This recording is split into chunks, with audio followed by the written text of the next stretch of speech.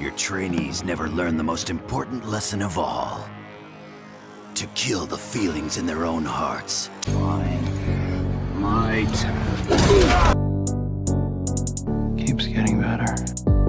How many more bones will you crush? Now I'm the bad guy. She wouldn't even harm a fly. The world rejoices as I finally get my wish of reviewing a Naruto villain, but since I haven't finished it yet, we kinda gotta stick to the first bad guy, cause I don't wanna jump the gun with Orochimaru. So that being said, welcome back to Villain Review 134, and today I'm going to be taking a look at the demon from the Hidden Mist, Zabuza. Is this guy an actual good villain, or is he kind of just like the tutorial boss? We gonna find out. One last time though, make sure you're subscribed because Villain Review 135, it's going to be the most important video, best villain review of all time. You're going to want to see that. Cool? Let's get into it. A young boy who was not even a ninja approached the class and took down over 100 other students. It's graduation time, everyone. Hats are being thrown in the air, parties are being held, uncles are getting drunk, but in the Hidden Mist Village, they have some traditions far worse than writing puns on your grad hat. They had murder. As a part of the graduation exam in the Mist Village, candidates would be forced to fight each other to the death,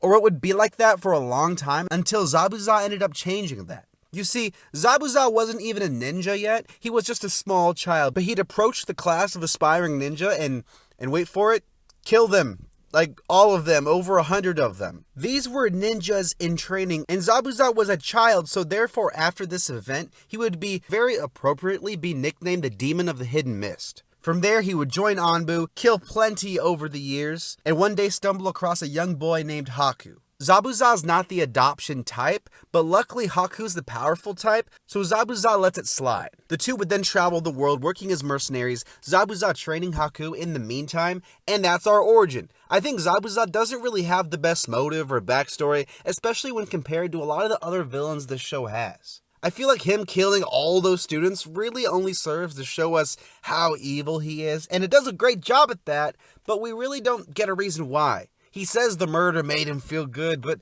I don't buy that he's just that evil of a person, especially with no reason behind it. If he's like Michael Myers and he kills a few people, cause why not? Sure, but over 100 with no reason? Yeah, I'm gonna hit him with the doubt. The origin is kind of whatever, but it does its job of showing how he meets Haku. And it's their relationship that really defines Zabuza's greatest strengths.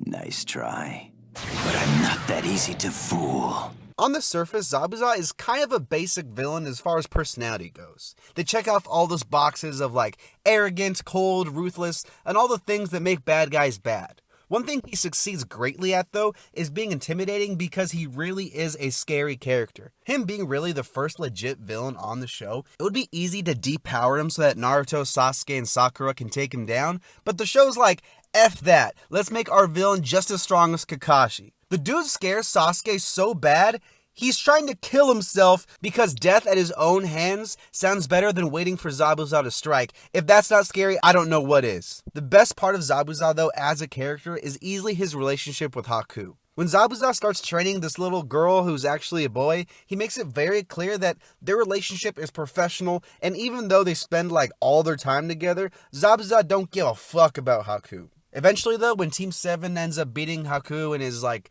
House of Mirrors jutsu and he's killed, Zabuza is actually pretty upset. Hey Zabuza, we just killed your best friend and also kind of like your son. I never put that together. Psh, yeah, that's fine. I don't care. I don't even like that guy. You guys literally spent like every second of the day together for years. Yeah, only because he wouldn't leave me alone. Zabuza, you're literally crying right now. No, I'm not. Shut up. You're crying.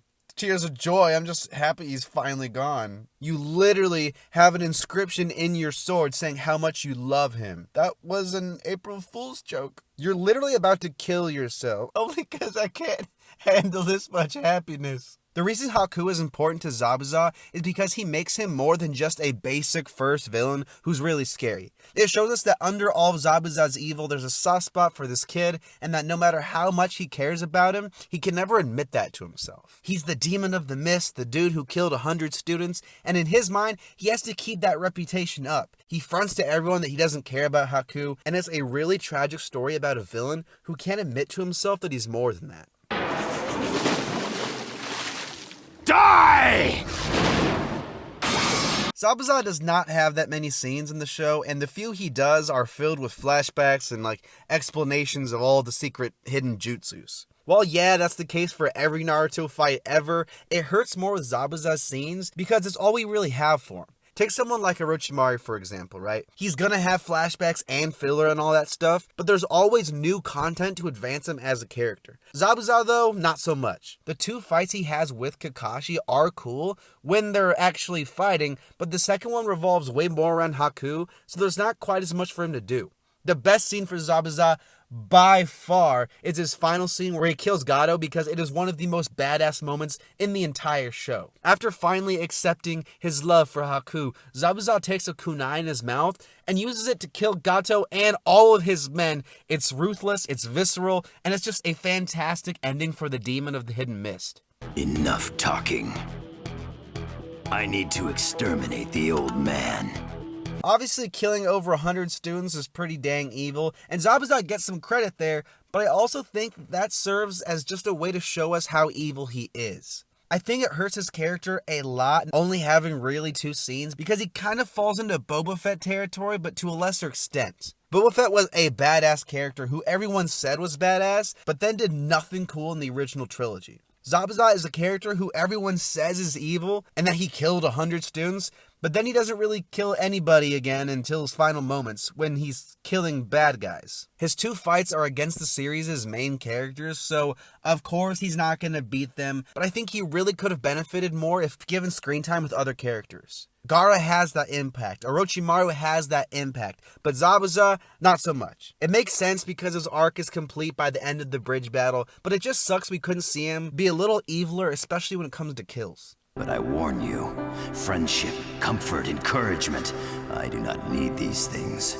No. Zabuza is a flawed villain, but at the end of the day, I still like him. It sucks he's not expanded upon and that he only has really 2 scenes. Granted, they're probably 2-3 hour long scenes, but there's still a lot of good for this character. He's intimidating, the performance is good, and his relationship with Haku truly is tragic. His main arc of admitting feelings to himself is touching, and I love how well it works for such a ruthless villain like Zabuza. He's not one of the series' best villains, but he's still on the spectrum of being a good villain. I'm gonna give Zabuza a 7. Mine! One against all of us, what's he thinking?